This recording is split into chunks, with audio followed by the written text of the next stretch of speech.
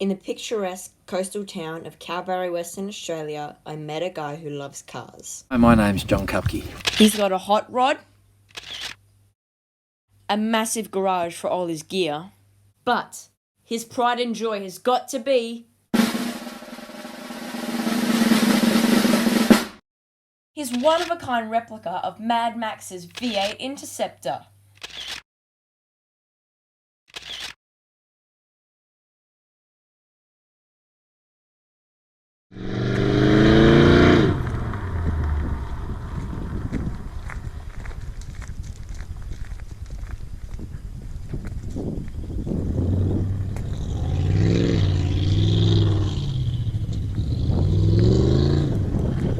Okay, so the posters, when I was 17, or 16 I was, because I didn't have my licence, the first Mad Max movie came out, and it's R-rated, right? I wasn't allowed to go and see it because I was underage for an R-rated movie.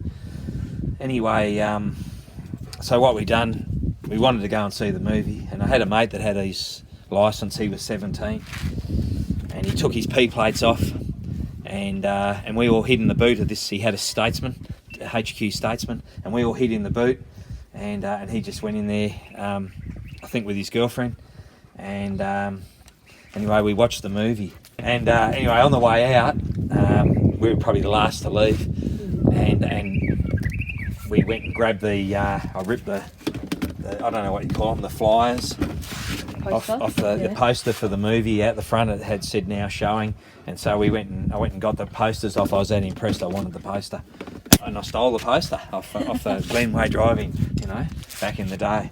Anyway, so it's quite funny. Mad Max 2 was playing as well, but so I grabbed both posters. But it's quite funny, down the track when I was living in Broome, Sun Pictures had a night where you could see the movie Stone and the movie Mad Max 1, and they had some personnel from the Australian film industry, AFI, and they had a guy with them called Steve Bisley, and Steve Bisley was the actor. There's his name on the poster, and Steve played the Goose in Mad Max 1, and he was going around Australia with the Australian film industry guys, and they were promoting these old Australian movies, Mad Max 1 and Stone. Anyway, I was involved in the renovation of Sun Pictures. I was a carpenter, and I said to Marissa, Faraz, her name was, I think, back then, she owned Sun Pictures, and I said, is there any chance I can meet Steve Bisley one-on-one? And she said, yeah, Jono, no worries. And so she said, just get there half an hour early, I think it was, or an hour early, and I'll tee it up so you can meet him. Anyway, so I got there an hour early, and there was Steve out the front having a cigarette, and I think it was a Winfield Red by memory. Anyway, and I introduced myself, and I said, is there any chance that you can sign this poster? And he said, yeah, sure. Anyway, and words to this effect, and he said, what do you want me to write on there? And I said, see you on the road. It's gag, it's a classic line out of Mad Max 1. And he went, yeah, great line, and he wrote it down.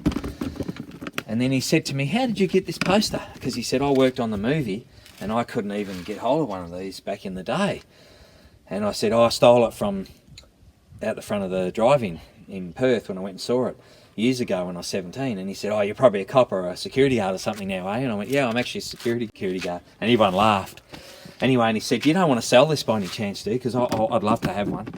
And I said, oh, not really, especially now that you've just signed it, and the Australian film industry guys all laughed their heads off.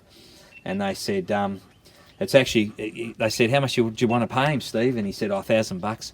And he said, and then the guys said, it's worth more now, Steve, because you just signed it. It's gone up in price. I got him to sort of sign the bottom of it. I said, leave a bit of space up the top and the bottom, because I never expected to get your autograph. And I said, leave a space there for Mel Gibson. You never know, I might see him. And they laughed, but then I said, I didn't expect to see you, and I got you, so you never know. I never say never. So I'd love to have Mel Gibson's autograph on there, of course, but they're very hard to get now. He's a big star now. See you on the road, Skag. All the best. See Bisley the Goose.